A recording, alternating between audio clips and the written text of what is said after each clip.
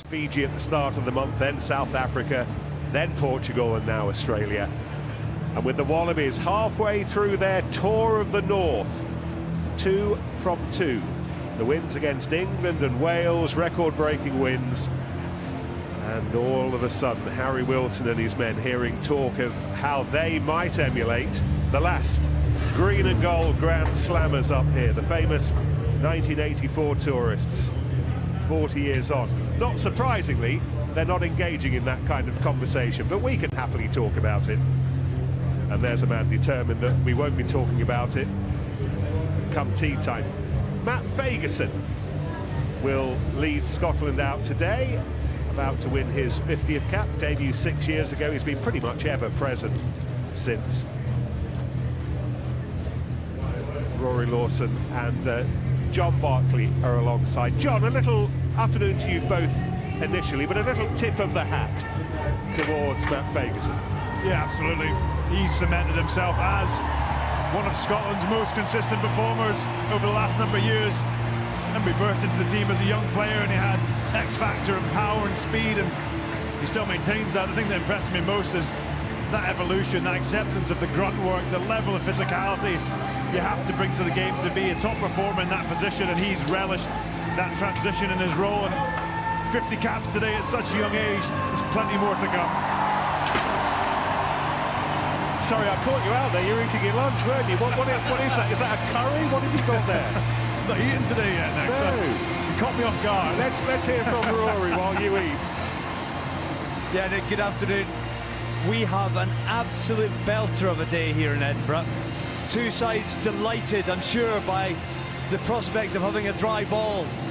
That man in picture there, a familiar face to many of the opponents tonight, of course.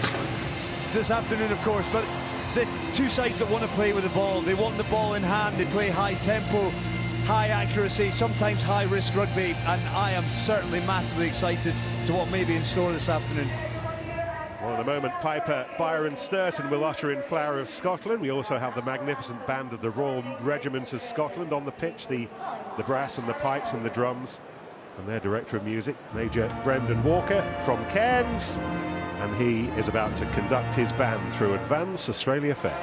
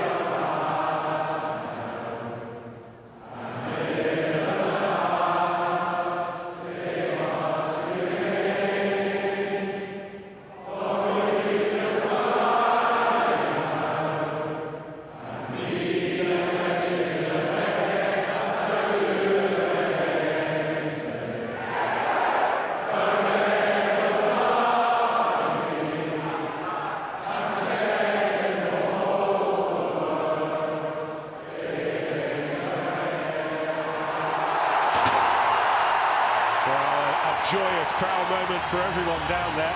Byron Sturton would have been on that roof, by the way, to the left, but it's too windy, so he was down on the pitch, and here are the teams. Last look at Gregor Townsend's selection, not far off full strength. Jack Dempsey would probably be in there if he was fit, but he isn't.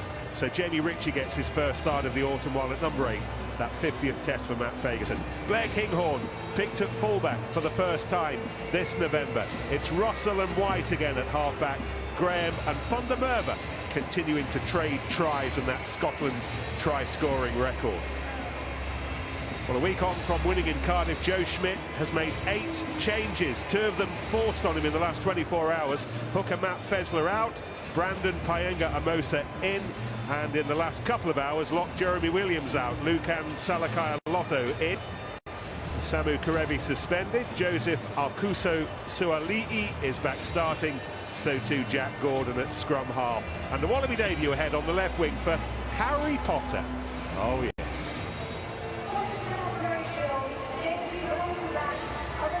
And the replacements, Australia whistling up hooker Billy Pollard with Fessler missing. He won't be far away from prop Isaac Kalea, and Nick Frost drafted onto the bench as well with those late changes.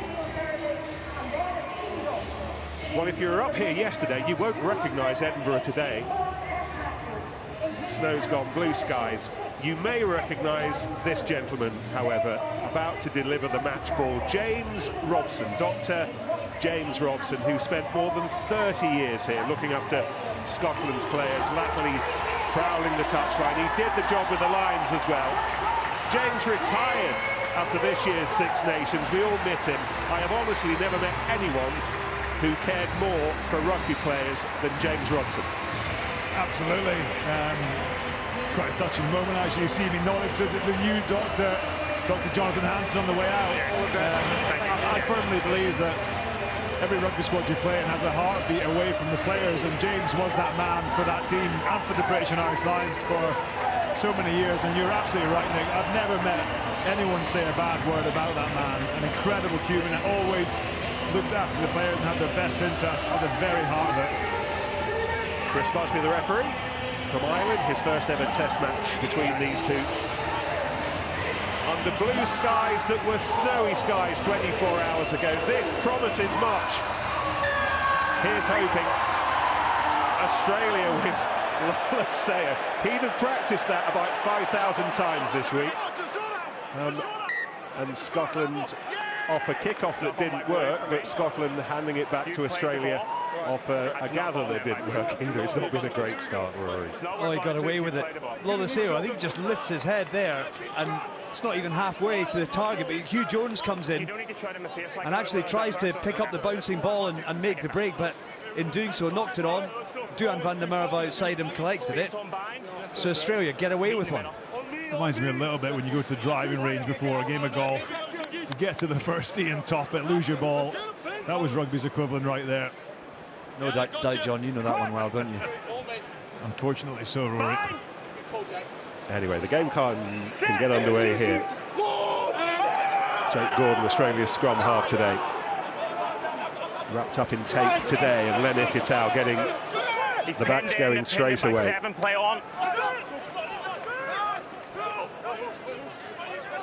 Gordon.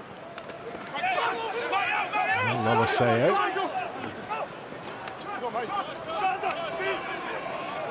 And the fullback, Tom Wright, how well he has played over here over the last few weeks. Lola Sayer and Paenga-Amosa, the hooker, starting today, picks out Carlo Tizzano, new face on this tour this weekend. Well, Valentini part of the link, and then the kick through, and it's gathered in safely enough this time by Hugh Jones. Done well there. I'm not sure whether the kicking that ball away was the option on this occasion, but Scotland get the opportunity to put together a decent exit. It's not available. Yeah, Scotland did well there to hold it. There would be some slight concerns from their side that every single ruck there was quick. We see how dangerous Australia can be off that quick ball, and you see them straight away get into their shape, into their structure, looking dangerous. Part of Joe Smith, it's all about the first couple of phases. It's all about that direct get gain line early, force the defence to go round the corner running backwards, and we saw that very early in this game. This is the Western Forces, Brandon Payanga Amosa. And then Tizano firing it out to Harry Potter, getting his hands on the ball. You're a Wallaby, Harry. There won't be many jokes. I was going to say, there's got to be the at least first one. wizard joke? There's got to be at least one. There has to be. Lolaseo, Valentini.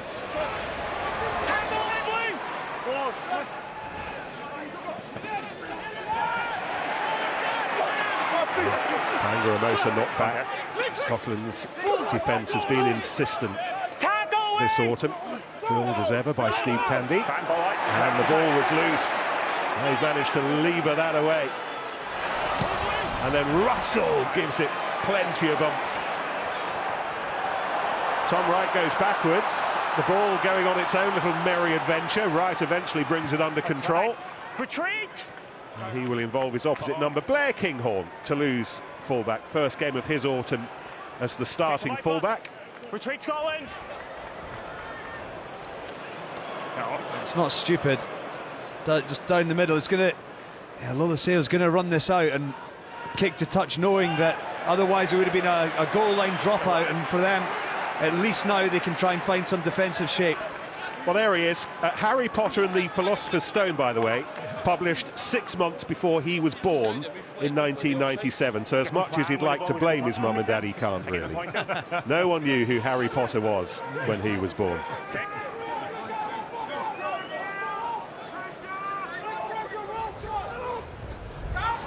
Taken up the front by the 50 cap man Ferguson. Tui Palotti finds Russell one-handed. Oh, Russell bought some time for himself, and it very nearly worked. Yeah, how many times have we seen that shape, Nick? It's the only two. Palotti is the main carrier distributor in midfield. Hugh Jones short, and the ball went out the back there. And Finn Russell does a brilliant job of holding the ball, making that Wallaby defender make a decision. Just the final pass, just slightly behind it looked like. Two coaches with 175 test matches worth of experience between them, Townsend and Schmidt. Schmidt leads the head-to-head 3-0, by the way, from his time with Ireland. But if Gregor Townsend does win today, it'll be his 50th in charge of Scotland. And it's a pivotal game. There's no doubt at all that, you know, this single result can encapsulate Scotland's year. Such is the magnitude of it. Gordon goes down that slightly narrower blind side and involves his half-back partner Lolaseo. This is Lucan Salakaya Lotto off the bench for Jeremy Williams an hour or so before kickoff.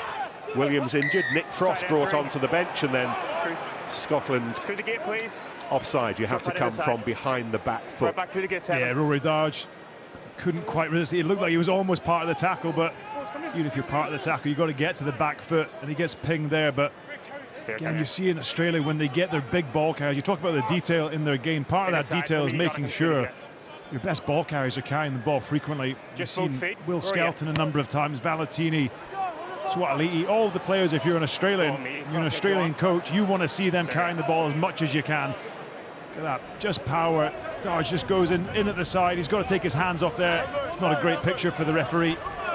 Easy one for Chris Busby to pick.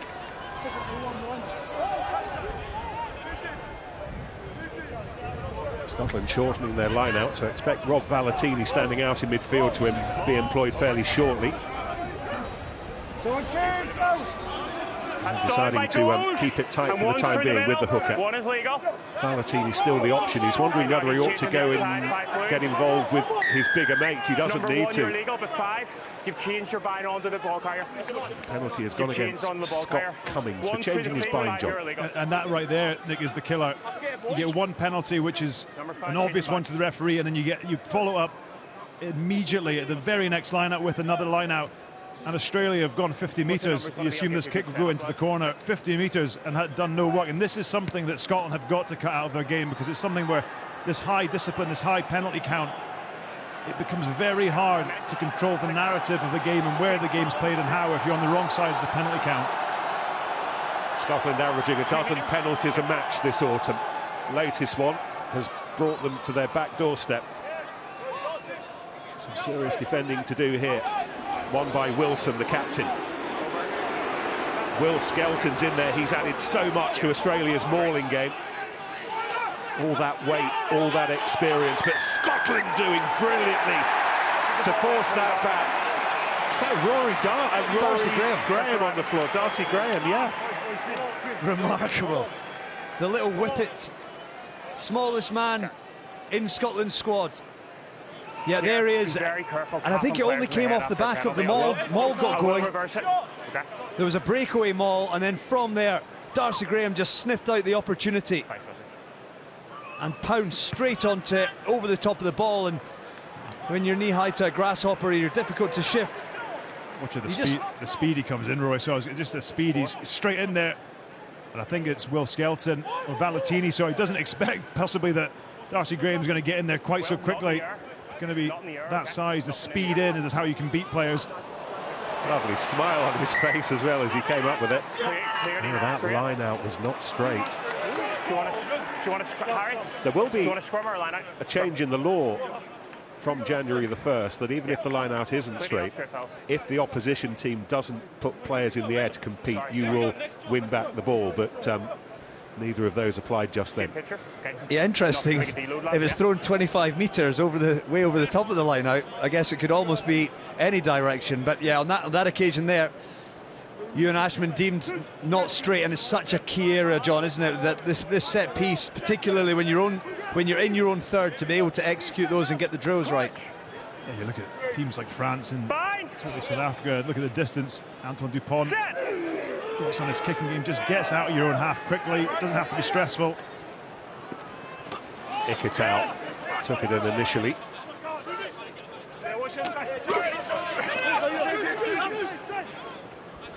Gordon, Lolaseo, half sees a gap, went for it. He was held on to by Russell. Offside number 12 point. Scotland continuing to ship penalties to Ipolotu offside.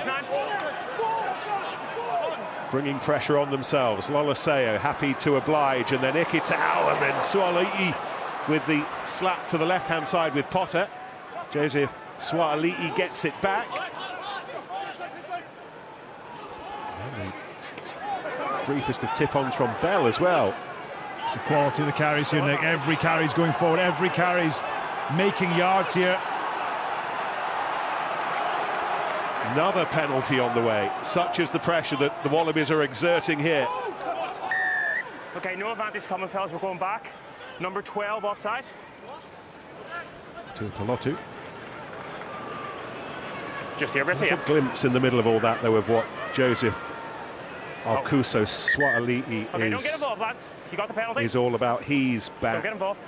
Suali'i, and all the signs that he will be Australia's next big thing. He's got edges that need to be rubbed off. It was only his first professional game of union down at Twickenham, but I think we can all see it, can't we? Yeah, I think it's nice to be in a position if you played one game and it's just edges you've got to smooth off. It's there's so much quality to how he plays the game. You can almost see him playing there for the next 10 years.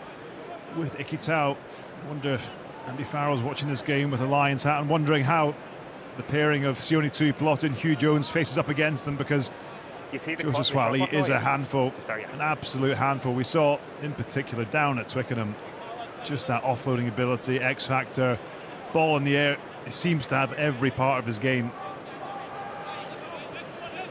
Sometimes looks like he's playing rugby on cheat mode, and I think as he builds out his rugby union IQ, it's just going to go from strength to strength. He's an athletic freak, plays the game in the right way, and just has a mindset of success.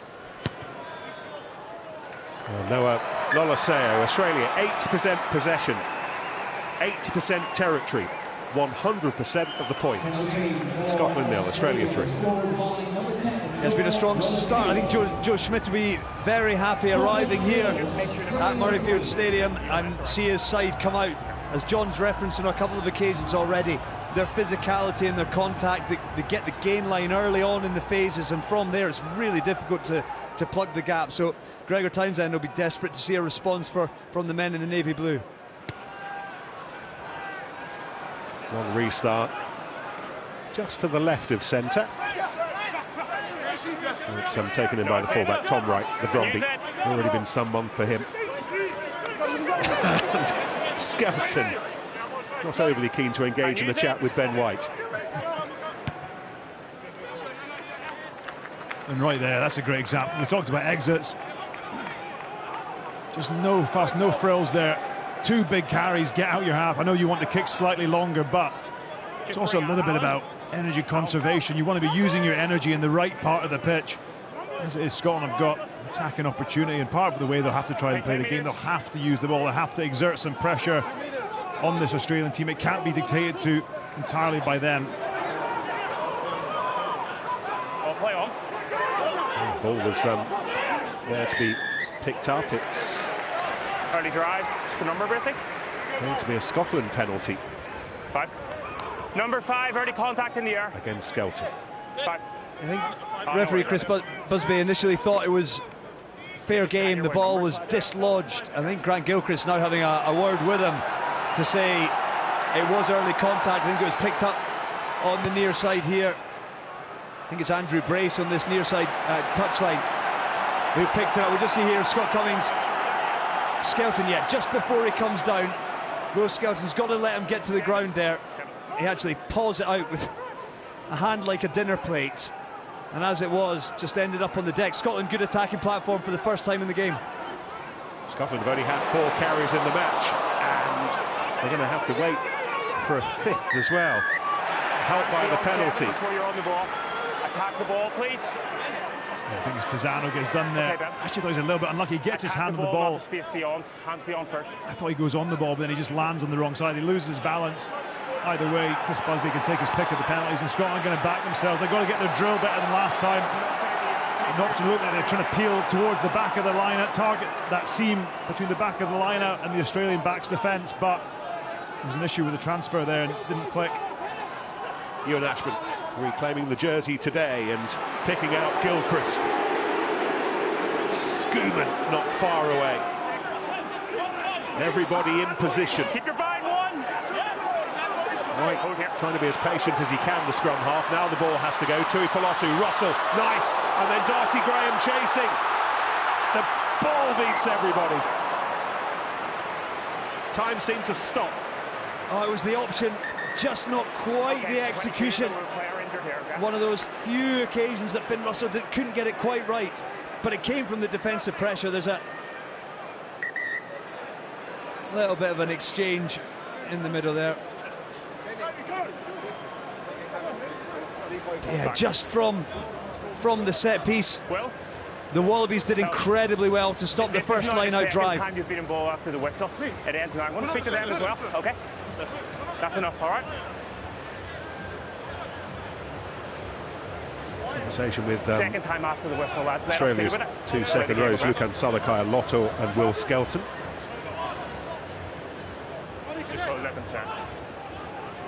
Come on. That's cute from Gordon, if it works. I'm not sure that was a drop kick, more of a grubber, but he's got away with it. Wilson recovered from concussion against England 2 weeks ago. Valetini, but behind him to Lolaseo. Ferguson had to readjust his position, and by the time he'd got there, Swatali'i had beaten him to it. We saw the threat of Swatali'i in the air, particularly against England, chasing kicks, winning kicks. He's done really well there, Angus Bell, because he got held up and actually managed to use his upper body strength just to twist and ensure that wasn't turned over. Right, chase the kick, but it'll come back in double quick time. Lolaseo, you could build a small housing estate in the in-goal area here at Murrayfield, so lots of time for Kellaway to pick his spot. Yeah, and to anyone watching, that kick wasn't a particularly good one by Finn Russell. It really was. You find grass, and with the new laws, you can understand why Australia are trying and opting to kick that ball. The alternative is a goal line dropper on your line. But you see the speed of thought from Finn Russell. Under pressure, catches it, beats the defender, and immediately even has the presence to get the ball over Chris Busby. There's Ashman. It was Paddy Harrison last weekend here against Portugal. Russell. Duan van der Merwe. Is that the first time we've mentioned his name? I think it might be. He's got to get his hands on the ball as much as possible for Scotland to be potent in attack. The more times he carries the ball, the better. Cummings tried to provide the link, and then the knock-on. Here's the reality. It'll be interesting to get your two's take on this, but things have gone largely as expected for Scotland so far this autumn. Supporters would have probably anticipated the wins against Fiji and Portugal, maybe not overly surprised by the defeat to South Africa, but this test feels like the pivotal one, the one that will decide if November has been a success or a failure. Yeah, and the encouraging thing for me is that the players and Gregor Townsend fronted that this week. They accepted it. There was no down talk of the importance of the game. And we said in week 0, before this whole thing kicked off, you've got to win 3 from 4. And it was an easier conversation to have, I think, before we saw the quality that Australia displayed against, in particular against England, the manner of the victory. But they have to leave this series of games with 3 wins, and it's a big challenge now with the quality they have. But the talk from Hugh Jones this week was all about, if we want to be taken seriously in the Six Nations, he meant, we have to win this game. And a 9th win for Scotland here would be a new record as well, surpassing the Five Nations winning clan of 1999, a 9th win in 2024. Never scored so many points either over the course of the 11 months, never scored so many tries. Life would appear to be on the up. There have been 1 or 2 blips, you think, of Italy in the Six Nations, but generally speaking, it's an upward curve, isn't it, Rory? Yeah, I think so. And if you look at the overall viewpoint of Scottish rugby through this season so far, there's been the summer tour proved an opportunity to blood a lot of new guys. The guys that we saw last week against Portugal, you know, when you went away, played USA, Canada, Chile and Uruguay, that's a tour whereby you get the opportunity to see who the next are to step up, and the chance to also give some of the more senior guys the opportunity to lead that little bit more. And from there, we're back to this fully settled frontline side, and this is a really good challenge for them this afternoon. Ikitau to Lolaseo and Wright, and Kellaway will chase after this, but it was actually closer still to Wright and to Potter. Number 13, I asked you to stop. Yeah, you're always in front. Swatali'i was in front of the kicker, and he didn't listen to Chris Bosby, who told him to stop. And they got a little bit lucky there. I know Australia were offside, but Duan van der Merwe's got to get down on that ball. The ball put in behind. It's a nice exit. Play into the wider channels, bring the open side winger up. The grubber through is the right option, but you've got to get down on that ball. On another day, that gets hacked through, and Scotland end up on their line. 15 then holds the ball on the ground there. I'm going to move the penalty forward 10 metres, okay? No, just talk your team, control your team. Yeah.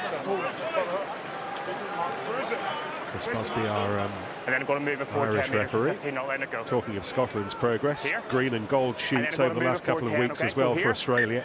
Huge boost after the horrible rugby championship, record defeat in Argentina. The World Cup before wasn't any better, but now those wins against England and Wales, and as we've been saying, halfway towards a grand slam. So initially here, then we're going for 10 to 15, release it in the ground. Back we go. Little bits of chat, and it's cost Australia 10 metres, and it's brought the post absolutely within Russell range. So an extra 10. It has, and they're the ones that Thanks, Ben. Sorry, I thought it was I imagine coaches find particularly frustrating. You can sense there's a bit of niggle in this game, though. There's already only 18 minutes in. There's been a few, I wouldn't call them fracases, but there's certainly been some handbags. So you hear the referee talking to Sione Tuipulotu, want to cut out the game, want to keep the game moving, but it's given Scotland an act that they've got marched back, seemingly from a position of strength inside Scotland's half. Now, what you'd have to imagine would be an easy 3 points for Finn Russell. Yeah, and that's a dull one. That's a dull penalty to give away. You've not only given away the pen, but you've given away 25 metres from there. I think the penalty was going to be around about the halfway line, and then ended up now right in Finn Russell's range.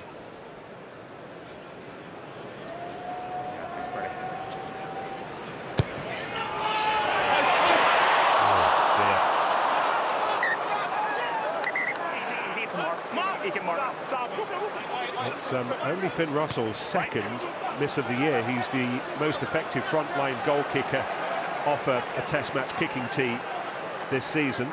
It was before that moment 27 out of 28. It's now 27 out of 29.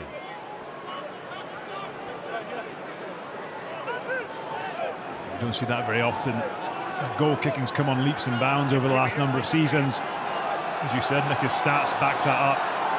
That'll be a sore one, though. Won by Cummings, back after serving his one-match ban for the dangerous tackle against Franco Mostert in the Springbok Test to Pelotti. Well, Russell under pressure, but how well did he do to get that ball away to Graham?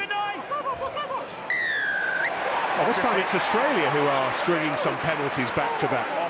Australia doing a brilliant job at defending off the pass. Watch the defender, I think it's Ikitau. No problem, but stay up, please. Swalihi, in that case, he's actually reads on, as soon as the pass leaves the hand, he accelerates and takes the space. The problem they're having is, again, slightly over-exuberant at ruck time. Got on the ball there, and sometimes that happens. You get on the ball and someone pushes you back in field, back over the ruck, excuse me. And that's exactly what happened on that occasion.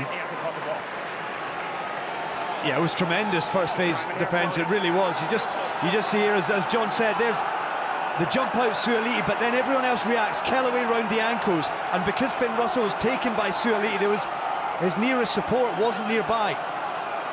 You just see the bodies piling beyond the ball there. That's where the penalty came. You've got to stay on your feet. Half a dozen Australian penalties in the opening quarter. Time for Scotland to make them pay, you would think. Maybe now. Drive for the line to Pelotti. Well, is Graham watching? She surprised him this week. He's seeing her for the first time in ages. She's travelled all the way around the world, and Jacqueline can scarcely believe it. A trip that was very much worthwhile. Scotland ahead. Yeah, sorry, I was going to say absolutely worth the miles over here. Seen Suaalii to Pelotti, that's the main district. We see Scotland use this early in the game and they're not straight. It's pretty soft defence. You've got to say that that is the threat that Suaalii to Pelotti brings. Just raw power against Kellaway and Ikitau. Ikitau is a big man, let me tell you that. Just power, could not stop him, had to go low, went high. Good comeback from Scotland. Oh, the wee man, as it is, as I can imagine Jacqueline saying. But having just given Kellaway some big licks for the tackle that he made on Darcy Graham. How good is that? First time she's ever watched her grandson at Murrayfield and sitting alongside her daughter Angelina. That is as good as it gets. Won't get better than that. A proud moment for her and for him to have her over here. Malatini rumbles it up for Australia, who look to respond immediately with Skelton. Gordon. Kellaway's had a really tidy autumn so far, but set up offside. Been an untidy opening quarter. Yeah, it has. I think both sides will be a little bit scrappy, John. I was just going to talk about Swalihi. We've seen this twice, and we saw it against England. He's not going up and even trying to catch the ball. He's just getting into this lane. He's got all the momentum going forward. Look how high he gets. Climbs above Jamie Ritchie, and they get the ball back. The result of that is they go from a position where Scotland would normally take the ball and exit and restart. They're kicking short, they get the ball back. Bit of ill discipline. They're now on Scotland's line, having done very little work. Individual brilliance from Swalihi, though. 6. Paenga Amosa. Gathered by Wilson. Gilchrist does that. Yeah, Gilchrist has done brilliantly to fracture what was looking like a threatening Wallaby moment. Stay back. And use it! Stay on 9. Extra metre or so provided by the legs of Pierre Schoeman. Safely away. Yeah, and they're big statements from the Wallabies going for the corner again. We saw Scotland go for 2 line-outs from kickable positions there. Gilchrist just got his hand in, having previously been penalised for coming through and changing his bind. On that occasion, managed to pilfer the ball and give Scotland the opportunity to clear their lines. Yeah, the detail was brilliant. If you keep an eye on his right arm, if you go back and watch that, his right arm, he doesn't swim through, he stays bound and uses the free arm to rip the ball. Salakai Lotto's take, one-handed as well. Here's Ikitau. Helped himself to one of Australia's 8 tries in Cardiff. Moroseo, whether that was meant for right or not, but it bounced in the end into the arms of Potter.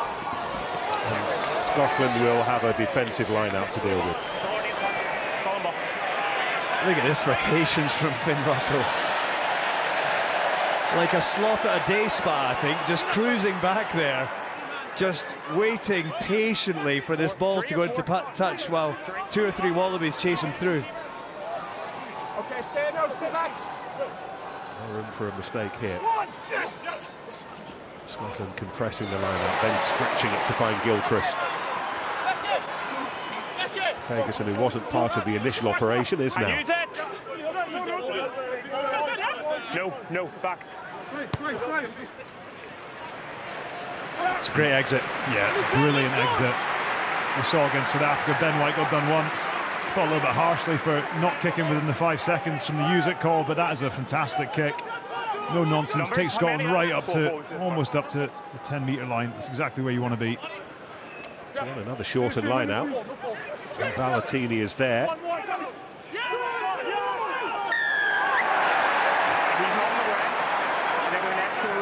Ferguson rolled through.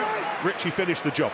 Yeah. It's a good carry by Angus Bell. You can see the power he possesses. We've seen that in the last number of weeks, but he gets slightly exposed. It looks like the Australian cleaners are just a bit too slow, a little bit too reactive rather than being proactive. And Jamie Ritchie gets in there nice and early. You see it here, quick hands to Angus Bell, big man carrying, loses support. I've got to say, Carlo Tizzano a little bit sluggish in the clear out there on Jamie Ritchie. The jackal threat's normally going to come from the inside. You've got to expect it to come from there.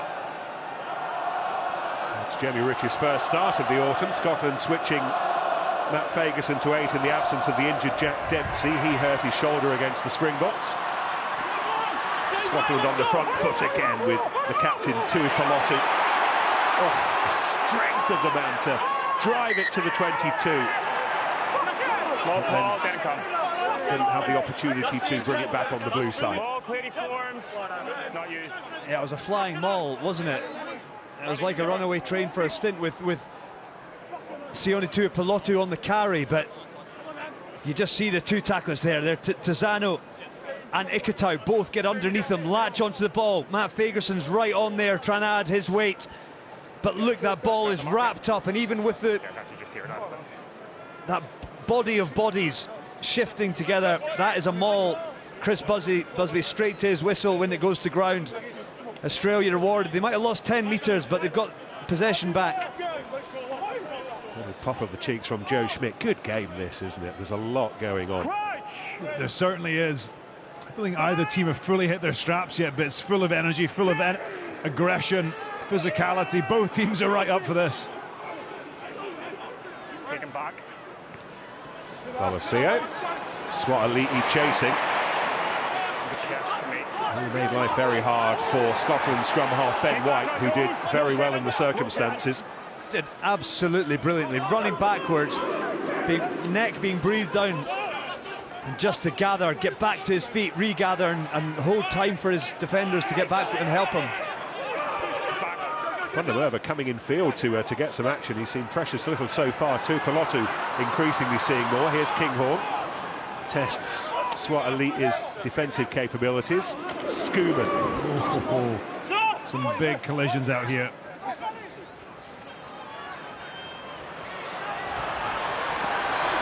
Hugh Jones. Sidesteps that can break defenders' ankles. That's a good option there by Scotland. I think they're just playing a little bit too lateral. They've got to understand they've got to win the gain line battle first. That was Salakai Lotta who flew through. Dylan van der Merwe almost as big. Xander Ferguson, Russell beginning to open up now for Scotland. Gilchrist, tackled by Bell. Xander Ferguson, he rolls over Wilson. And then Cummings with the ball back inside. Russell, Graham in off his wing. Tui Pelotu for support. Oh! He's hurt himself. That's a big shot. Swatali'i not part of this defensive effort though. Scotland still full of ambition, full of hope. White will have it. Russell away quickly. Ferguson. Murrayfield. Murrayfield around us, out of their seats, on their feet. He's pulled there by 2. Wondering if this might be a second try as we approach the half-hour mark. Paenga over the ball to slow things down. This is Daj. No 5. Swatali'i still down. Schumann. Popped up for Fagerson. He's brought down by Salakaya Lotto. And then the work over the ball of the hooker, Brandon Paenga. The best passage of play the game's had. Scotland hit their straps, loads of options, picking the right option. There's a few verbals going on here between Tuipulotu and Swatali'i. We do know that it was a big old collision. What we saw there from Scotland was you saw Ben White mixing up, Finn Russell mixing up the continuity of their play, narrowing Australia up, bringing them tight, then managing to use the width as well. This is the shot coming up. And Sione comes back on a cut. Bang. Yeah, it was my view. Yeah. Okay, it's an HIA, is it? Yeah. Just about enough of the wrap of the right arm there, and it's the right arm, the right shoulder that's causing Swatali'i problems at the end of all that. And well, unless that's an HIA, that's Swatali'i gone for good. And Max Jorgensen is with us. We'll need confirmation that is permanent or an HIA. We'll get to the bottom of that. He certainly looked stunned when he went down, Nick. He went down, I almost thought it was a lower arm injury, the way he was holding his right wrist. But I think it was purely stunned by the size of the collision. So be interested to hear whether it is an HIA, but it was a heck of a collision. But there was so much going on with that phase of play. The angles, the accuracy around the breakdown, the physicality of the Wallabies' defence. There was so much action within it, some brilliant stuff in there. The Wallabies managed to hold Scotland out in the end. I think importantly, you saw big carries from big men. Xander Fagerson doing a good job to straighten up on a number of occasions. Scott Cummins ran a great line off Ben White as well. You need that variety in your play. You can't just go wide. Line out, overshot. Ashman took it, and Daj and Russell now with free ball and a bit of space for Jones to run into. Kinghorn part of the clear-up crew. Valentini against White. White wins the battle for the ball. Russell orchestrating once again. Tuipulotu, Kinghorn, Graham charging up, but Kinghorn went the other way. Fagerson, Xander Fagerson takes on Valentini. Another great carry from Xander Fagerson. Real quality in that. Gilchrist. Matt Fagerson reloads again into Valentini. He's a busy boy defensively at the moment. Russell. Tuipulotu. Graham. Callaway rolling over the top. Australia getting a lot of defensive practice at the moment and doing it well enough. Scotland held up 10 metres short. Oh, now there's a penalty. Cummings. Russell switches the direction of play, involves Kinghorn. Still lots of green and gold defensively. Okay, he's off his feet and 5's legal. We're going back here, number 1, road away. Decision here. We've seen him put these in the corner. So we saw a little glimpse of Blair Kinghorn there for me. Just that ability to bounce on the pass, interested defender outside, trying to get his arms free, and he made the right decision not to offload it. But actually, you're seeing Scotland managing to go through the gears here, but they're going to need something in return. They're going to the corner here. The ruck speed ball has been rapid, even within the 22. Ball up and away so quickly. Ben White working hard, ruck to ruck, and plenty of willing runners in all directions. Lots of lead in the legs of these Australians now, having put in a big defensive shift. You're the receiver, yeah? 6, okay. He's your receiver, it's good. Step off, Alan. Step off. Thank you. Flag in the left hand of the touch judge, Andy Brace, down below us. Oh, Attempt of the shift there. Ashman! Oh, suddenly it opened up for him, but Chris It's after the line, yeah. Busby's whistle for the knock-on. And it's after the line, it's over, yeah, so it's here. We don't get early promotion, no? We didn't have the ball. Not for us. Scotland going for the trick play there. Okay, Look like they shift Maul down the front, but again, you've seen it early on the far side with the ball to the back, and Jamie Ritchie. Transfer wasn't there. And equally there, the transfer has to be spot on.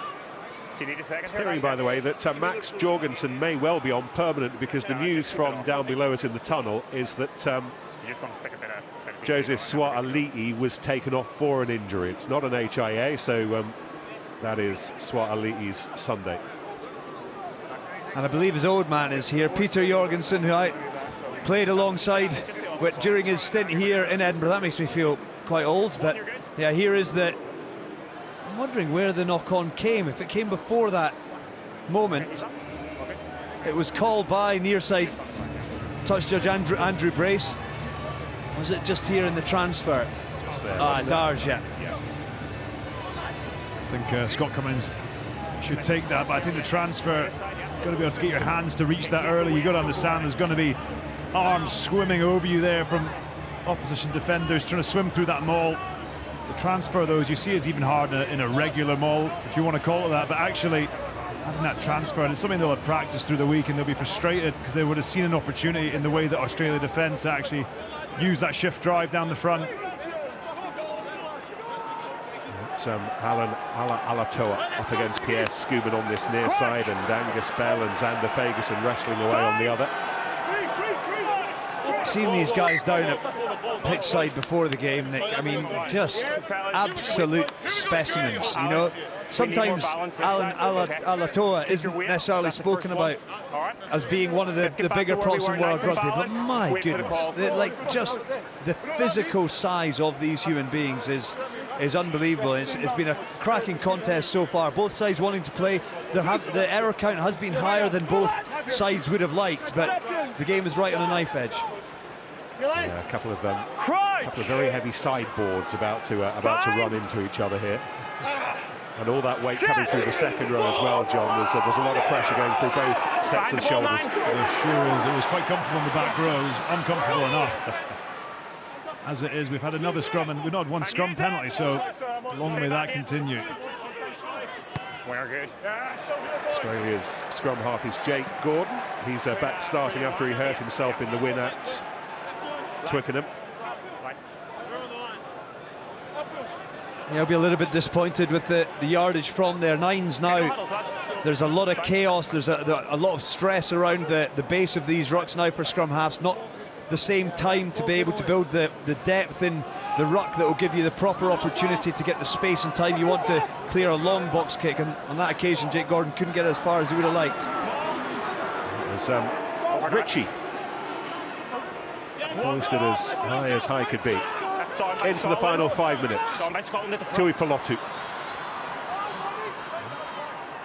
Ferguson wasn't far away.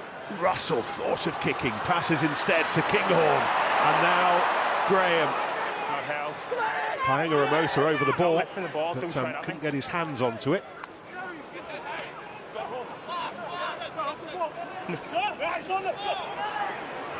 Alatoa over the top again, just to slow things down, gum things up. Scuman into contact. Tui Pelotu. Russell whips it away to Jones. See Scotland just choosing the direct option, even from the maul. It was a maul. Even the options after that, Sione Tui Pelotu opting for the front ball. Everything's going a little bit more direct, trying to narrow up this defence. As Ferguson tried to pass at just the moment he tried to pass, Kellaway came in.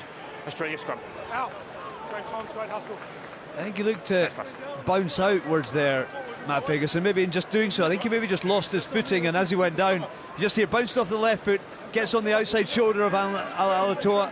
Well, I think it may have came off Andrew Kellaway, actually. Possibly off his head, but then... It's the right option, I think.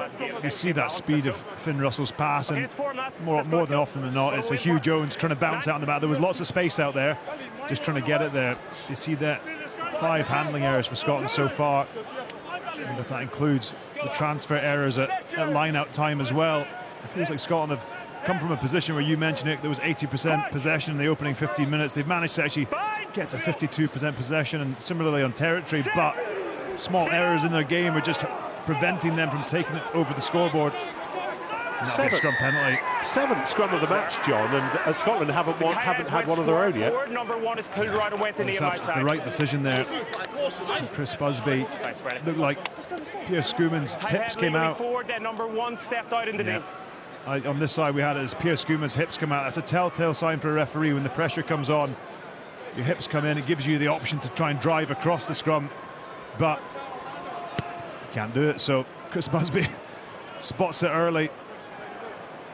That's the pretty much perfect picture. See here, keep an eye on Pierre Schoeman. The pressure's coming on. Pressure's coming on. Ala Alato goes in the hole between Ashman and Schoeman, and you see that Schoeman caught on the outside.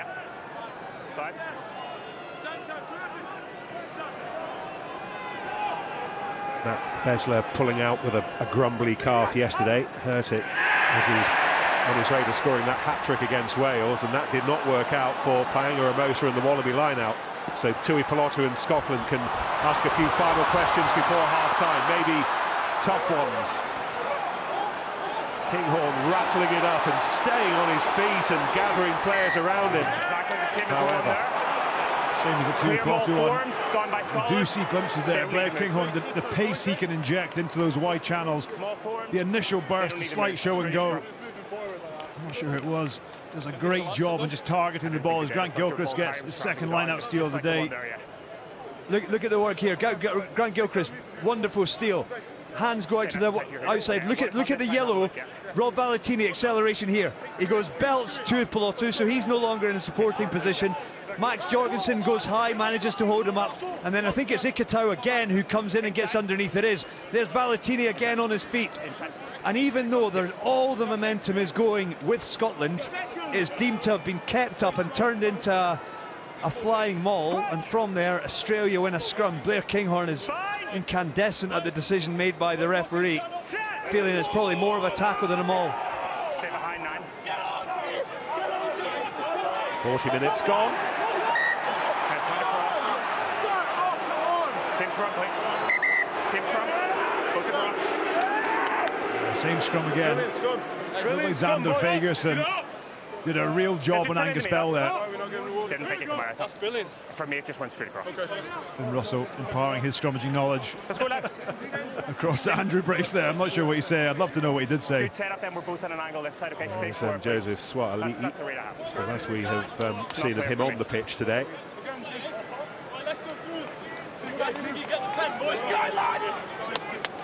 Let's go. So this Australia ball,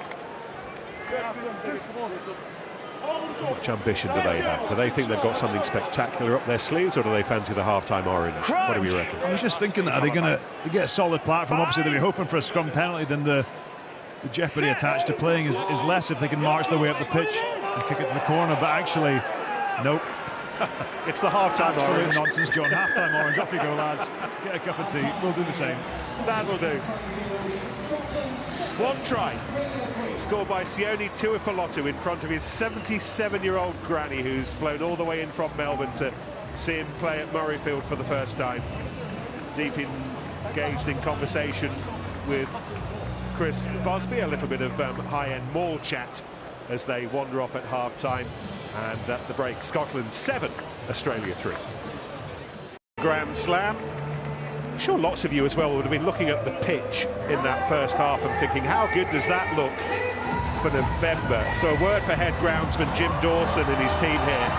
They did sterling work over the summer to get the pitch rugby ready again.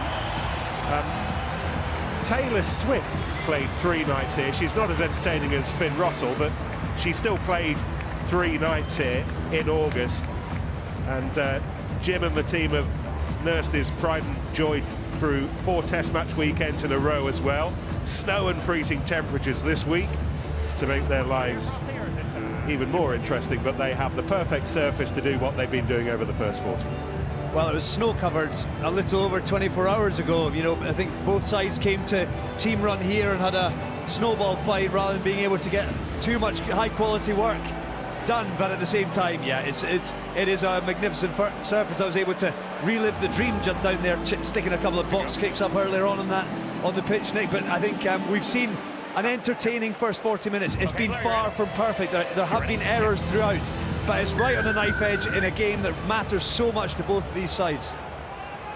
Doesn't look like there have been any more changes to the sides at half-time, so just Max Jorgensen on in that first half for Joseph Swatali'i.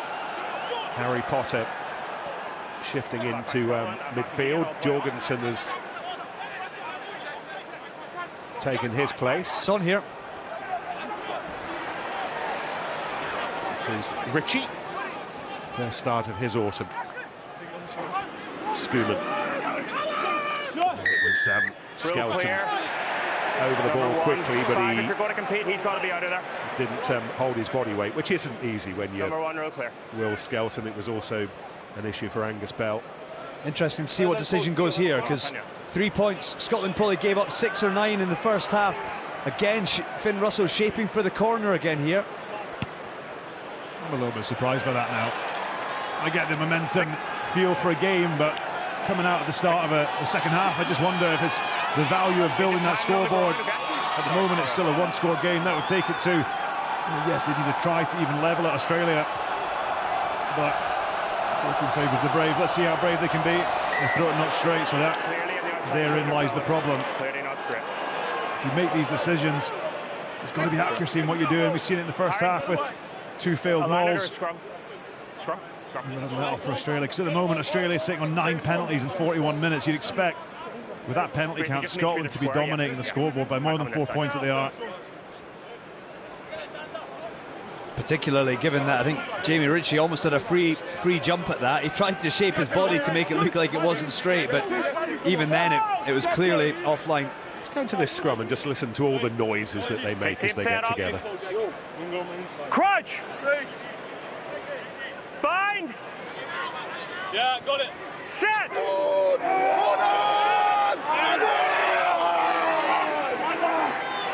It's a proper cacophony of big men as Kellaway chases hard. One of the smaller men here perhaps is the smallest, doing brilliant work. Darcy Graham. Oh, that is outstanding on the ground. Clear release. Still Scotland though. Russell, he was looking one way and the ball went the other. Cleared it away from the tackle. Tazano, I think here, John, I thought initially had done a brilliant job. Yeah, I thought so as well, actually. It's just whether he left enough daylight and released the tackler. It's an interesting exit. It's a high-risk strategy to try and exit. Keep your eye on Tazano. Goes low, gets back up. He does actually, I think he does live even. You often see that, they call it chicken winging your arms. Get your arms out, keep an eye. He's under Darcy Graham here. Uses his momentum to get back up, releases and gets on the ball. I think that's a harsh call. I think that's a superb piece of skill, like you said, Rory, by Carlo Tazano. Picked ahead of Fraser McWright today. Our first look at him on this tour. It's only his 5th cap and his first in the Northern Hemisphere. He's showing up pretty well.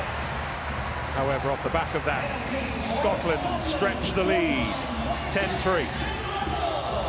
Yeah, and always good when you have your first attack of a half to be able to generate some points. They turned down the first opportunity at 3, choosing to take the one bang in front on that occasion. First blood to Scotland in that second half, but yeah, I think Tazano was hard done by, bouncing back up off his head. Unbelievable neck strength. Bit of buffeting for Blair Kinghorn as he came down. It's Carlo Tazano again. Clearly on the ball on the left. He didn't get the last one. He definitely got that one. We saw in the first half the use of Swali, the shorter kick that time. They go longer. Tom Wright actually makes the chase, and Tazano straight over the ball. Have a look. Blair Kinghorn does a good job. Gets up high, gets up early. It's the work that happens next, though. I think Scotland will look at where's the clears. There's nobody even in sight yet. Nobody in sight. Too slow to the breakdown. That's the great thing about kicking down the middle. Your pods of forwards tend to be out in the wider channels of the game, expecting the longer kick, so you get left with often a catcher, a scrum half in the back.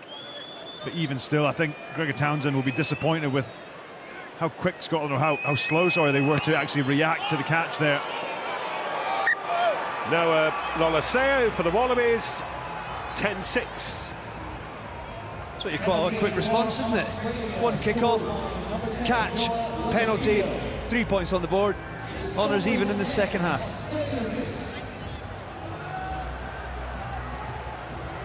Just be intrigued to see where Scotland go here. You see Blair Kinghorn used as the restart taker. He gets so much height on his restarts. Looks like he's shaping to go straight long down the middle again. Look at the hang time he's got on it. That one's gone slightly shorter than he would have liked. But Scotland, it really worked out for Scotland, but Lennox got there first. Took the wallop, held on to the ball, and then Australia kick it away, and Scotland can build via Russell. Hold 5. Callaway calls for the mark. 10, please. 10. Scotland do look like they're playing into a bit of a breeze, John. I think you mentioned there, not quite as far as Blair Kinghorn, but that wind definitely held that up. And I think that there you saw Finn Russell looking for the 50-22, but that ball just holding up long enough for Andrew Callaway, who covers so much ground. He's such a clever footballer, got great vision, and on that occasion was in the position to take that one and make a mark. We pick out Gavin Vaughan, bottom left, who is the head analyst for Scotland, and for so long Gregor Townsend's trusted man in front of the laptop, not delivering him too many numbers, not overloading him with statistics, but just the important things, replaying the big moments in matches that might lead to shape like this, that might have led to a try if the ball could have been hung on to. you see, I think that wind's played the fact the ball just comes out a little bit sloppy out of Darcy Graham's hands there. The width of the pass required, even that check pass to Finn Russell, just means the impact it has is that Darcy Graham's just got a little bit less time. So does Sione Tuipulotu. He's got to catch it and give it early. You kind of lost that. You see it just slightly comes out wrong. I get that. Yeah, Blair Kinghorn's, he's good, but I think it's a lot to ask him to take that pass in the wide channels. You can see that he's frustrated, Gregor Townsend, because there was an opportunity there, another one which Scotland haven't capitalised on. It's been the theme of today. I don't think Gav will need to show Gregor that replay. You know, you mentioned it, Nick, that there are so many stats, there's so much data that flies around for all of the coaches and players and analysts within this game. And I think one of the things that Gavin Vaughan, that man in picture, does incredibly well. He picks out the important stuff. You know, and it's one of these, you referenced, you know, Scotland's best ever point scoring season, try score. You've got to take that with a bit of a pinch of salt, given the tour to the North America, South America in the summer, you know, playing against the USA, Canada, Chile and Uruguay. You'd expect Scotland to go and generate a lot of tries. Portugal within this autumn, and the Fijian second team realistically with the Druan, without all of their European players. But I think Gav Vaughan is brilliant. He understands rugby and the importance and how you apply the data to rugby. On that occasion there, one of the stats that Gregor Townsend will be very disappointed with so far is the accuracy of the drill from set piece first phase, because Scotland have blown 5 or 6 chances already today. Australia with Callaway at outside centre, outside beyond Lennox-Itau, but they've got to get the ball first. Oh, furious, screaming Sander Fagerson suggests that wasn't the right decision. Just step out, Andy, and drive across. I don't agree with that Number decision. 1, step out and drive across. We only had the angle on the tight end. Xander Fagerson, look, he'd done a good job on the tight hand side of the scrum. Number 1, step out. That's exactly what Pierre Schoeman got penalised for in the first half. The hips out, driving across the scrum. I thought that looked, for all the world, like one of these scrums that would get reset.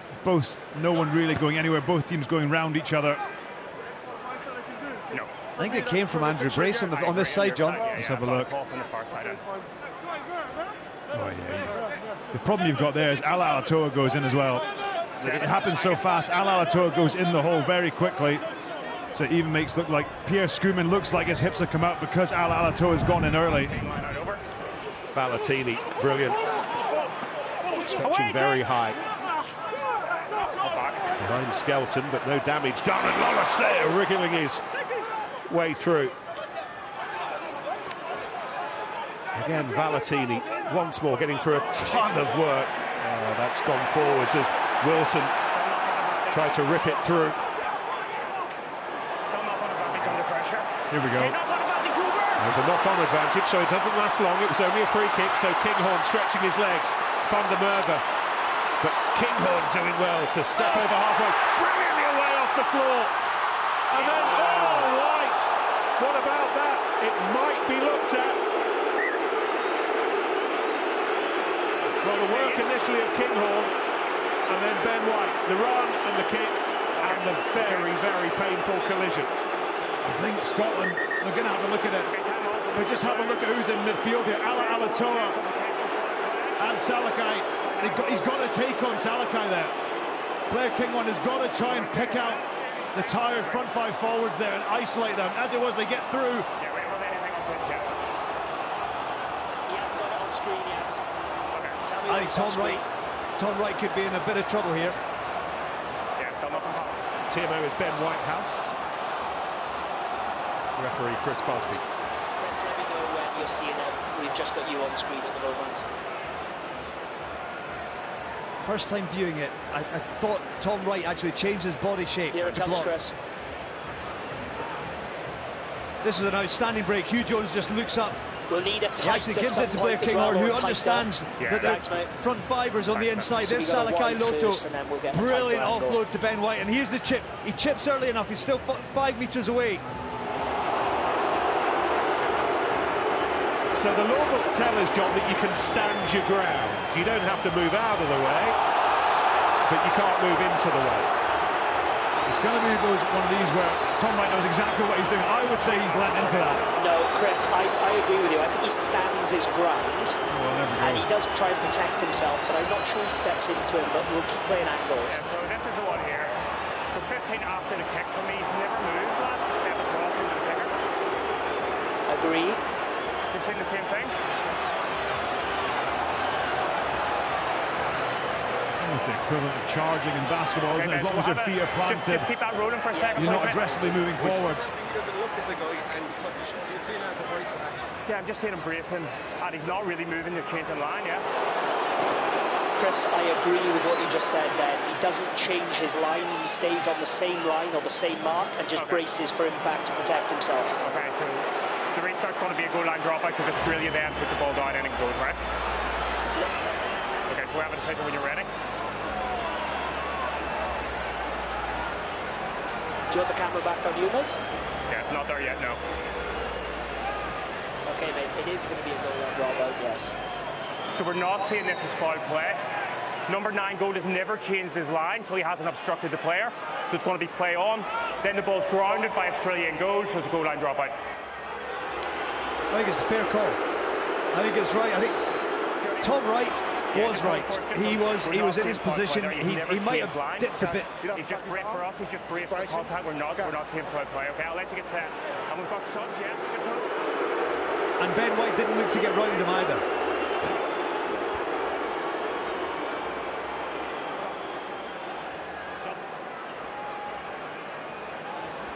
Australia are making changes. Nick Frost is coming on for Will Skelton. There's Frost, woke up this morning expecting a day off, and then Jeremy Williams pulled out, so he is now on. You might remember him galloping away for the try against Wales last Sunday. Skelton off. Here's Fagerson, Matt Fagerson, held on to determinedly by Andrew Kellaway. White, Russell, Hugh Jones, caught by Ikitau. He's done that well today, Ikitau. Just that movement off the pass to make the shot an aggressive one rather than a defensive tackle. Rory Darge.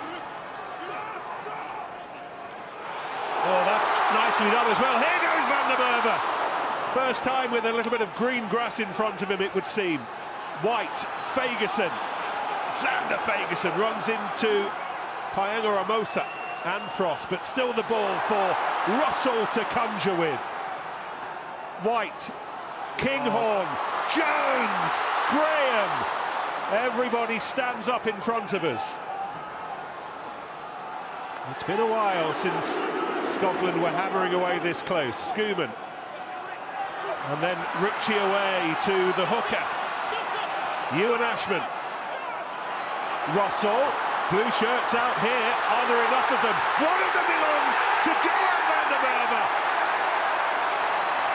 who once more goes clear at the top. Nobody's ever scored more tries for Scotland. Scotland putting it together and scoring. Yeah, well, he made the break up the left side of the ruck. Be interesting to have a look at the ruck. Someone did some crafty work at the breakdown. You see here Jamie Ritchie holding on to Kellaway. Does he do enough? I don't know if he does, but it's a great break. Scotland's ability to find their shape, play into the wider channels, then their ability after this to use the bigger, heavier men, punch holes into the Australian defence, and then quality of passing through the hands. And he's still got a bit of work to do. And he finishes it well. Great try by Scotland. Yeah. It's the whole front row, right?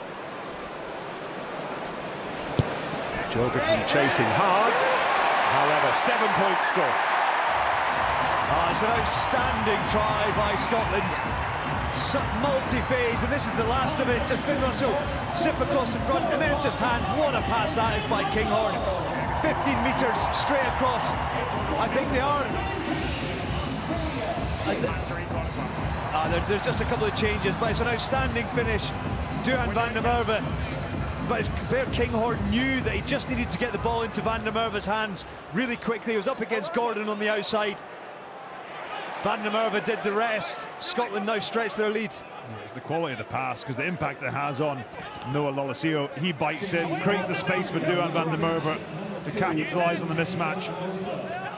So graphical confirmation that the Wallabies have changed their entire front row. Bell, Paenga Amosa and Ala Alatoa off for Billy Pollard, Isaac Kalea and Zane Nongor. Captain Harry Wilson still doing his work. Here's Kalea, stretching his legs for the first time on this tour, getting a go ahead of James Slipper this afternoon in Edinburgh. This is Nongor.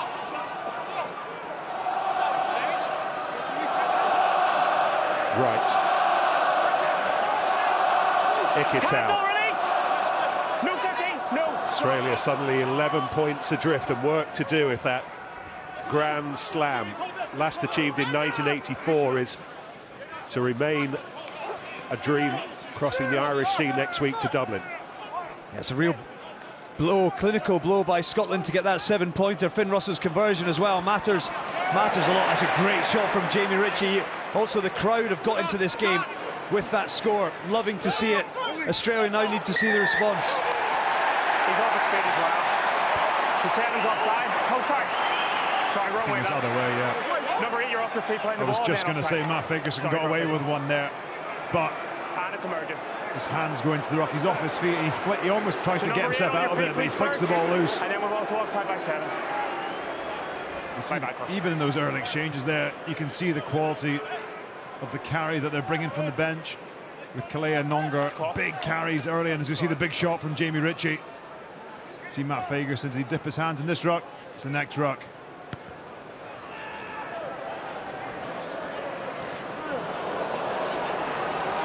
On the whole, I'm struggling to remember too many. Yeah, he just sees off his feet there, and it does go forwards, but I think his hands have gone beyond the ball there before getting them on it. Hugh Hooker, Billy Pollard, one of the Brumbies. That's gone loose, however, off a Scottish hand. The contest is illegal, but he's knocked it off. Wallaby scrum. I thought for sure it was okay. Yeah, Scotland compete hard in the first half. It's one of those things, you go in with a plan, you get a bit of change out of it, you keep pushing it, and Jamie Ritchie gets it brilliant there, targets the ball. Importantly, doesn't go after the arm, but just knocks it on. But they're making a mess of this Australia line out. Guys, obviously lots of new players. Balance, okay, bind, and meet in the middle, all right? Same scrums, please.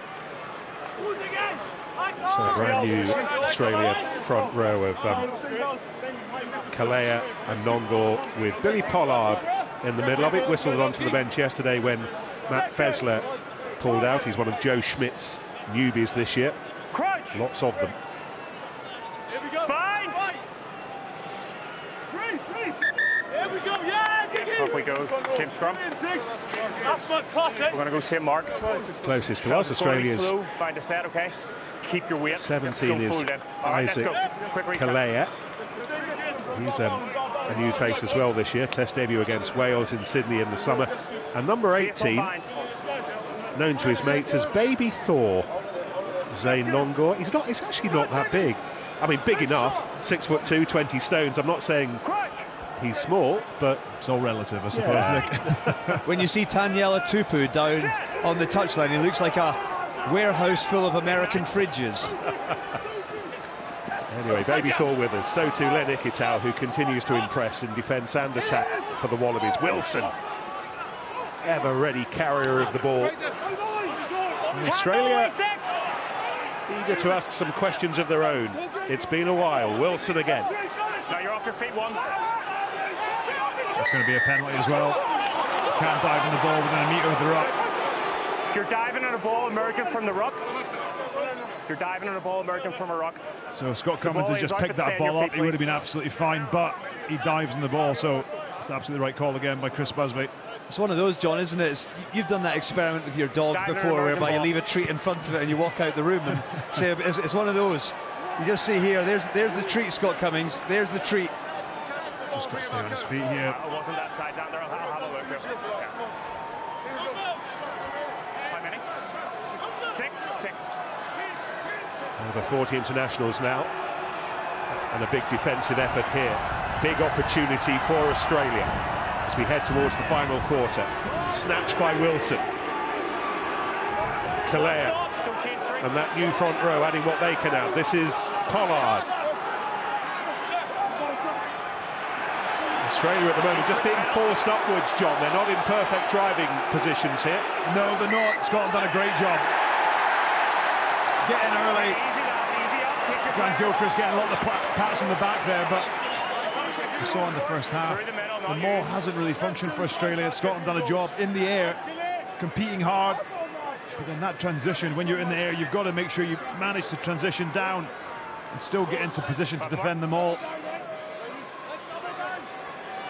Good setup last one, lads. How many points have Australia left out there by turning down the threes and yet to cross the whitewash? So, you know, by definition, they've gone for the corner, chasing down tries, and yet to return anything yet.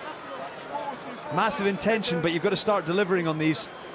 I think it'll be interesting to see how the new front row gets on here. Just that last scrum, just felt like Clare was caught slightly high. Xander Fagerson's going to go after him here. Referees on this side. Always influences how aggressive the props will be. 12th scrum of the match, and a first for Scotland. First Scotland put in. Previous 11, all Australians, and there you go, John. Straight, please. Yeah. 18 across. Xander Fagerson is working hard. Clare does well actually there, but straight in the hooker. You hear it there. Nonga goes straight in on the hooker, which is what we said a couple of scrums ago. Ala Alatoa had got away with one, going in on the angle, pushing the scrum across. It's a big get out of jail free card for Scotland. You think about from a position of strength for Australia with an attacking maul to now be defending on your own 10-metre line, but it's been the same story for the game. 11 penalties conceded. You see there 5 visits to Scotland's 22 and 0.6 points per visit compared to the previous games in the Autumn Nations series. Last week they were at 4.33 points per visit against Wales. Guys, we've got to get the setup better. That clinical edge has let them down a bit this afternoon. Stay in the line on your front. Actually, both teams have been the best two in this Autumn Nations series at converting time spent in the attacking 22 into points. Scotland have snaffled a couple of tries so far, but Australia just the 2 Noah Lolaseo penalties so far. I think big tip's got to go to Scotland's defence. We speak all game about how potent this Australian attack was, the speed of ball. We saw it certainly opening 15 minutes, how when they got quick ball, but Scotland have defended manfully, made good decisions at the breakdown, really restricted this Australian attack. Russell did so well to evade Ikitau, and then he got rattled by Wilson. Almost ended up back in his 22. Just keep coming back. Lolaseo back to Russell. Stop. A little low thudder. But the scrum half, Jake Gordon, gathered in the end. And Wright completes the job. You've got to say Scotland are winning the kicking battle at the moment. I've seen that tactic employed a few times down the middle. Scotland's Australia's kicking game hasn't quite got them where they want it to be. And 2. Jeff Parling, you can see bottom left-hand side. You'll remember him from his days in the Premiership with Newcastle and Leicester and Exeter, and you'll remember Laurie Fisher as well, under his trademark bucket hat, as Ewan Ashford and Pierre Schumann shake hands and make way for Dylan Richardson, the hooker, and the Glasgow loosehead, Rory Sutherland. Richardson's first job to get the line out working. Tui Pelotu. Jones caught on halfway. Fagerson, Matt Fagerson. White. Advantage. Didn't adjust on the ruck shift, yeah. Another penalty.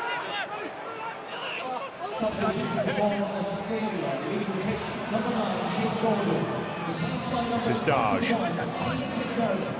Got a first look at the promising Ben Muncaster last weekend against Portugal, but Daj back in the saddle today. Russell again, that delicious Number 9, you're in front. little eyes going one way, advantage. kick going the other effort. On the ruck shift, you've got to adjust. All the pillars. Yeah, they knew it was Across it, yeah. straight off the back of penalty advantage going Scotland's way there, and it now becomes a bit of a game of game management here. John, you mentioned the Scotland winning the kicking battle. Scotland don't need to chase this game now. It's over to Australia, and particularly men like that. Tate McDermott on. He's made a huge impact in the games that he's come on for the Wallabies. I think he came on against England at Allianz Twickenham Stadium for Gordon when he went off for the cut and really made an impact. He's incredibly lively, and Australia are going to have to keep. They're going to have to push on here. They're 11 points behind, and Scotland, if nothing changes, can control this game to a conclusion in the final quarter. If you're looking for personification of how muzzled Australia have been today, against Wales, Tom Wright ran with the ball for 243 metres. Today so far he's made 11. That's spot on, Nick. I think you look at the way Scotland have controlled, in particular the kicking game. I think Wales kicked very loosely in that game. Scotland have kicked much smarter than Wales. They've limited his opportunity, understanding how dangerous he is. So plaudits go to some of the think tank in that Scotland set. How do we want to limit these dangerous players? We don't want to give them ball for nothing. Six. Opportunity here, surely, to take this game almost beyond the Wallabies. Certainly feels that way. Richardson hoisted highest. It was decent work from Salakai Lotto up there. He made an absolute mess of the line out. Watch out. And then Jorgensen chasing, and Van der Merwe having to go back defensively, but Jorgensen has it. It's got to be a try here. Space everywhere. Chip over the top, looking for Kellaway, was not what the Wallabies needed. And he even called the mark. This is going to go long here. Oh, it's off the outside the boot there by Finn Russell, but yet again Scotland camped on Australian line, and first phase lineup lets them down. Looks like a slight overthrow. It's good competition in the air by Salakai Lotto, but Altini gives it the big left boot, and they go from coast to coast here. That'll be really frustrating for Gregor Townsend. Just the number of opportunities Scotland have had. And equally, for all the world, they had to score here. Sliding doors of sport, eh? 5 metres out to almost 10 metres from your own line. Now starting to ring the changes. Yeah, a couple of changes. Josh Bayliss on for Scotland for Rory Darge, and Langy Gleeson, the Waratah, taking the place of Rob Valentini in the back row. And changes for Scotland as well at scrum half. That's George Horn for Ben White.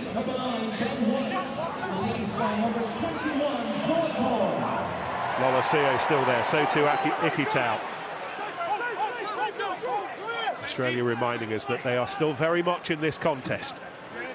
Salakai Lotto, whose hard work at the line-out almost set up the try that would have absolutely got them back into it. Frost. Bit more than 15 minutes to go. Right. Ball fed back inside by Billy Pollard, the hooker. Sharp hands. Kalea, the latest with them. Loseo. No. It's on the shoulder for me. Jamie Ritchie manages to get his arm across the ball there, but you can see the impact straight away that Tate McDermott's having. This is what he's very good at, taking out defenders, takes out Scott Cummins there, but Jamie Ritchie does a brilliant job. targets the ball, and Loliseo drops it. So much unseen work that Jamie Ritchie gets through.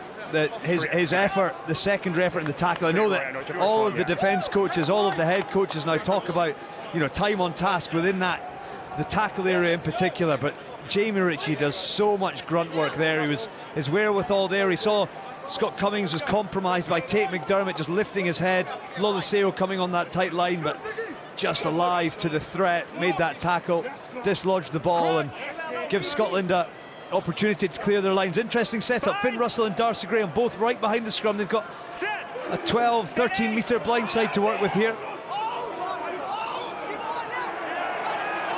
Trying to milk the penalty, which they do, and this will be walloped as far down this near-hand touchline, and then they can launch from the attacking line-out.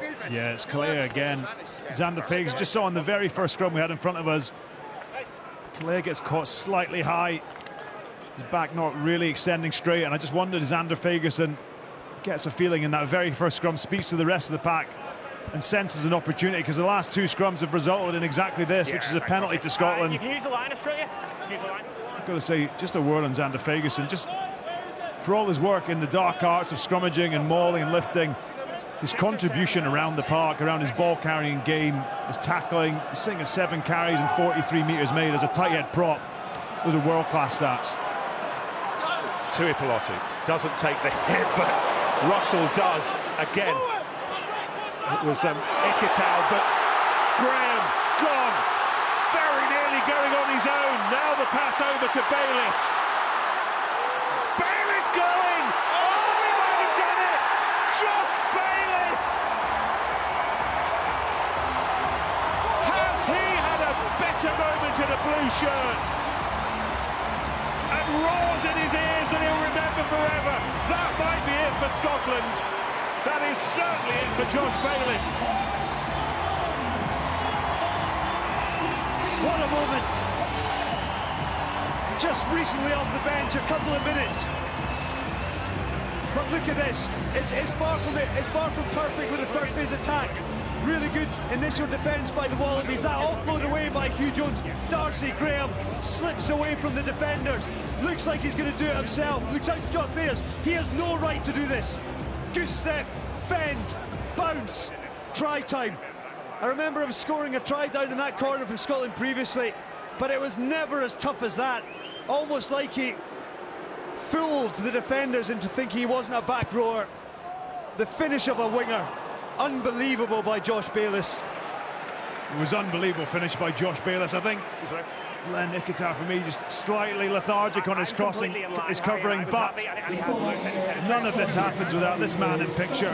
He's got no right to get through there. So low to the ground, beats 2 tackles, beats a third, beats a fourth. And that's not bad for a finish for a back row forward.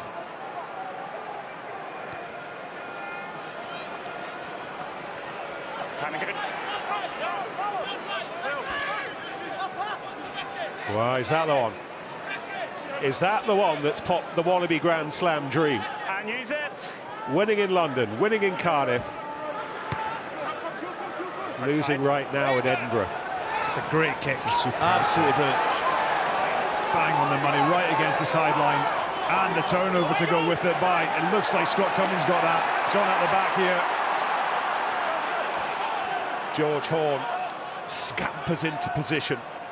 Kinghorn, Russell, Tuipulotu beyond him. They've got to take on Salakai Lotto there. Got caught in midfield again. Off turnover ball. They've got to try and pick out the tired forwards. It's a ball to nobody in particular. The try scorer was there to gather on what, second, maybe even third bounce. Russell. Kinghorn. Oh, what a step. He's gone through. He had Horn to his left-hand side. I wonder if he was tripped there. Ritchie. Kinghorn gets back to his feet a little bit gingerly. Fagerson. Entering the 70th minute, the tight head prop. Still running hard. But the ball has been claimed back. Lange Gleeson got there, importantly for the Wallabies. Loliseo Well, they need the ball, but they also need territory. It's alive. Yeah, it's breathless stuff. And Australia managing to turn over at a crucial moment. But let's take this back. This was all from a box kick, but brilliant stuff here. Just Blair Kinghorn, little step inside. Is there just that? Not sure how he ended up. Was it a trip there? Not sure how he ended up losing his feet, but that all came from a box kick chase. Really good steal there by Gleeson. Upper body strength to rip that ball away. But it's just given the Wallabies a chance to clear their lines. But Scotland really with the bit between their teeth at the moment. I love Blair Kinghorn. They're stepping as he caught the ball off the pass. Makes it so hard to defend against. The defender's got no idea if he's going on the out curve, which you've seen so often, or in that case stepping back against the grain. 10 minutes to go. Scotland trying to break loose here with Duan van der Merwe. The ball out. Jones, Graham, it went the other way to Kinghorn. Russell, all over now. All over now. Bang goes the Wallaby Grand Slam dream. Turn up the volume at Murrayfield. Yeah, we saw this exact play with Sander Fagerson as the distributor. The ball back inside. We saw it a few weeks ago against South Africa. The ball to Duan van der Merwe through the guts of the defence. Initial hit up, you see Sione Tuipulotu shows the eyes. Good carry again by Matt Fagerson, and quick ball so important to watch Duan van der Merwe. Slider inside. Duan van der Merwe does so well. It beats the defence, but then understands where the players are. Great pass out the back. And Blair Kinghorn, I think, has been quite brilliant this afternoon with his contribution. Finds the offer, ball inside. Understand where your support runners are. That's a fantastic try for Scotland. What has Scotland managed to do today that England and Wales didn't manage to do? Where has Scotland stressed the Wallabies today?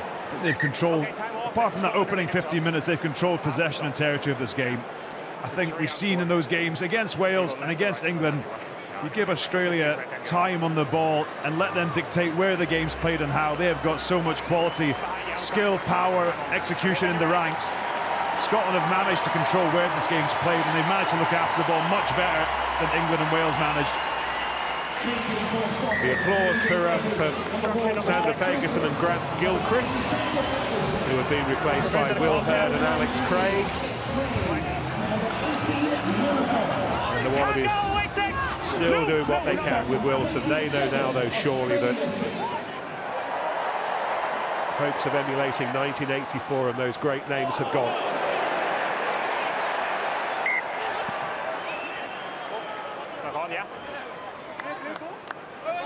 Yeah, Nick, I think the biggest difference here is discipline in defence. And I think I saw Steve Tandy down touchline before the game today. He looked a little bit nervous because of the conditions, the dry ball and the Wallabies' abilities. But Scotland's defence, yes, they've conceded 10 penalties, but that's about the mark that you expect when you push things to be able to try and test the referee and test the attack.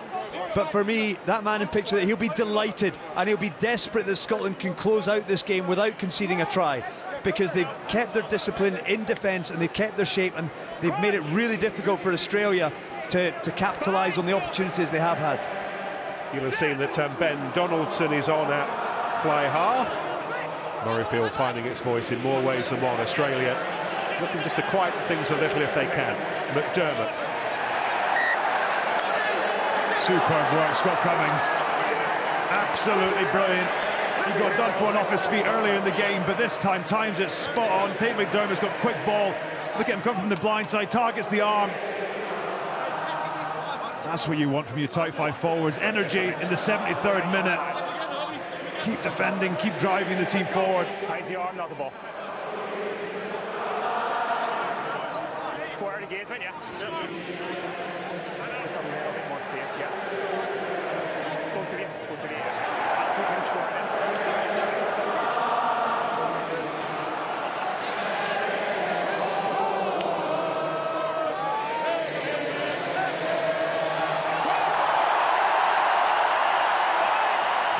The Murrayfield choir, and somewhere a lone piper helping them along the way. 21, stop! Russell's clearing kick. That's nice game management as well. 74 minutes on the clock, the game's in the bag. Let's not give them a sniff. Kick the ball well out. No chance of a quick throw. There's the family Tuipolotu. Narcessi, brother on the right-hand side. Shortened line out, McDermott chasing, but look at Horn. But still the chase, still the work. And Potter on his debut. A debut try. Yeah, I think he might be over. It's to see where his feet are when he grounded the ball, he might be dead. Okay, so I'm going to check without an on-field decision, okay? Ben, we don't have an on-field decision. Try yes or no, please. So was he onside? Was he behind the kicker? Now, Did he get the grounding? Ben Whitehouse. Yeah, he's onside and just cleared that off. Just Such a cute play. Really, really clever stuff here by the Wallabies. Gregor Townsend referenced the threat on here, right? of some of the plays that they have in the sleeve. Look at this from in McDermott. goal Okay. before grounding it, but here's all the angles coming up. And I'll Pace of talk it through. Potter. So that'll be a 22 if he is, right? Correct. Ooh, he got the ball down. Where were his feet? Had they slid over that back line? Did he get it down here? Did he get it down first time? He gathers it, but I'm not sure he gets it. Just let us He feel hasn't grounded at this point, I This is believe. it. Look at He's dead there, but we need to see from the other angle whether he's grounded We it. just need to make sure he hasn't got it down. This way, really slow, really slow. Slower. Slower. Where's that right leg? Go back, rock and roll, frame by frame. This is really tight. I'm waiting for what line you've got up your sleeve if he has finished this, Nick. There's a fine if anyone uses any magical lines here. There's a good angle coming up now, Chris, so we're just going to check that now. Yeah, it is close to get that. I think that's a try, isn't All it? day. This might tell us this angle here. We know his left leg, his right leg's in. Yeah, it's got to be a try.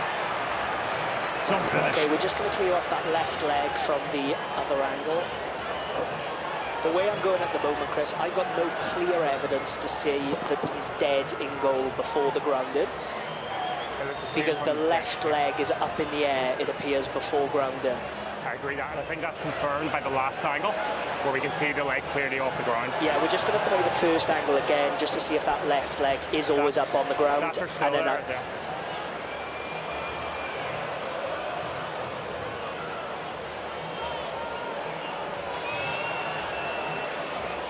It's a try. Chris, I have a decision. Go ahead, mate. You may award the try. He grounds the ball before there's any clear evidence to say he's dead in goal. Okay, so we have a decision. I'll just wait for the... Yeah, you're on screen. Okay, so it is a try. The Australian player's taken possession. He's grounded it before his foot has hit the dead ball line.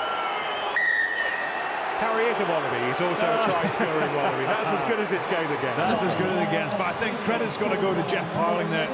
So much analysis goes in pre-game. You've got to wait for the exact right opportunity to use set plays, trick plays, call them what you want. But you see an opportunity, you see the way an opposition line-out defends, and Scotland have been competing very hard. So what they would have understood is that Scotland were going to mirror, they were going to chase us, so they send a pod to the back. They then send Harry Wilson forward. What that leaves is a pod at the back from Scotland and one player at the front, so they lob it over the top to the scrum half, stepping into the line-out. Great piece of detail and a fantastic piece of analysis that results in a superb try. Ben Donaldson with the conversion. It's a gimme when your stats are as good as Ben Donaldson, but this was just an amazing finish from Harry Potter. Tate McDermott will claim a line-out win and an assist off the back of that one, popping up at the front of the line-out, snagging it, breaking through, and then putting a cheeky grubber in that Harry Potter outstripped the rest of the Scottish defence to be able to gather and dot down. Wonderful score. Likely to be too little too late for Australia to be able to get themselves properly into this game. Yeah, just 4 minutes to go on a Sunday afternoon that is seemingly set to be Scotland's. However, Australia still with work to do, still with ambition. And here he goes again. Runs into Graham. No! Tay McDermott, Donaldson. Great tackle on Mick Ferguson there. Scotland's got to keep their discipline here. Australia have to run everything here. Try and get quicker access up the pitch with scoreboard and clock pressure against them. Right, back to Donaldson, running out of room. Great defence by Sione Tuipulotu. I think almost to your question earlier, what have Scotland done well? They've defended well, they've let the Australians play their power game, but then equally had the ability to let the Australian play evolve in front of them. Not jumped in on attacking options on DK lines, let the play evolve and then make your decision and be aggressive. And that's exactly what Tuipulotu did there, and ushers Ben Donaldson into touch as a result. Stay 2 meters. Will Hurd joining the line out and then standing off it to be part of the pod that provides the shove. Before jumping across, land on the lifter. Penalty going against Australia. You've come up the side, but first of all, number 4 jumping across, land on the lifter. You got to join at the back 5, okay? Salakai Lotu picked Number out. 4 jumping across, landing on the lifter. You don't blame Salakai Lotu there. He's got to push the envelope slightly. I think at 77 minutes they need the ball back, but the penalty count has really gone against them. So the famous grouse player of the match is Rory Lawson's decision. Yeah, Nick, there have been some outstanding contributors, and it's been a whole squad effort this afternoon. Xander Fagerson has been absolutely tremendous. He was the rock, there he is, throughout. A special afternoon for Sione Tuipulotu, the first try scorer with his granny Jacqueline in the crowd, but that man in picture, 12 carries, 133 metres, an assist or 2 and a try in the bag. Our famous grouse player of the match is Blair Kinghorn. Poor Xander Fagerson. I bet he thought he had player of the match there when his face came up on screen.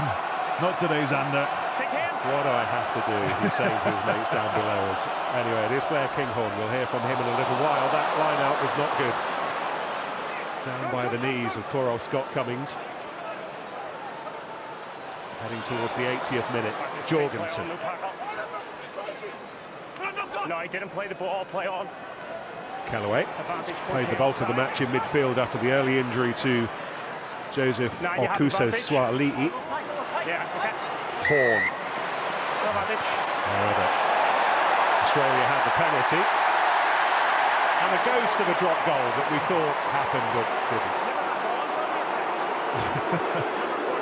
He was lucky not to be penalised for kicking the ball away. I don't know if you saw that on camera. Finn Russell kicks a drop goal even though the penalties come. And that's a pretty fantastic kick there from Donaldson. Blair Kinghorn's annoyed because if he'd been back earlier, we saw it against Fiji, the opportunity to catch the ball from out of field and bring it back in. Here it is here. Very nonchalant. Bang, down the middle. Doesn't count, but it looks pretty good.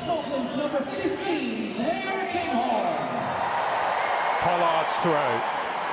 Frost takes it.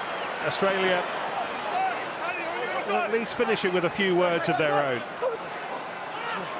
Again, Pollard creating a bit of space for McDermott to run onto, and Gleeson too. Wilson folds back round. Keep your eyes on St. McDermott here, trying to snipe at some point. Tizano's thrust. Frost looked interested. Instead, it's Tizano again. Oh, he's nearly there. Got to twist his body round, which he can't. And then Lungy Gleeson. Chris Busby on his haunches, right, trying to rip it away. It's over the line. There are just Scottish boots underneath it.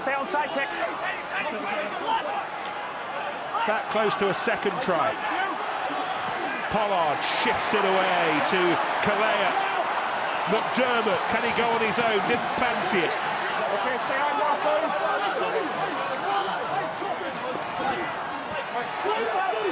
Golden green wedge.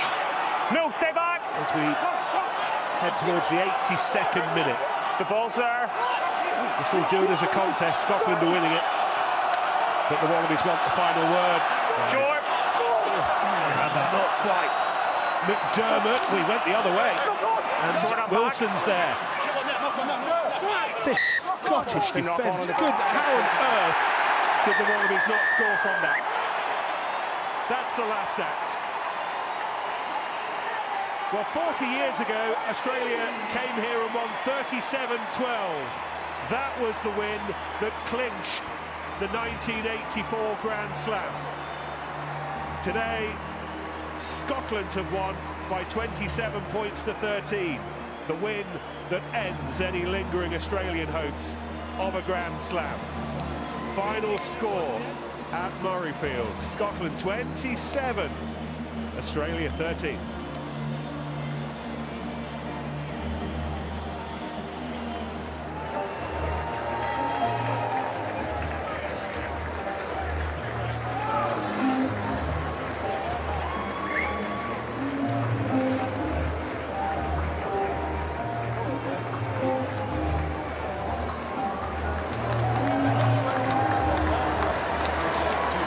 Rory, what about Australia as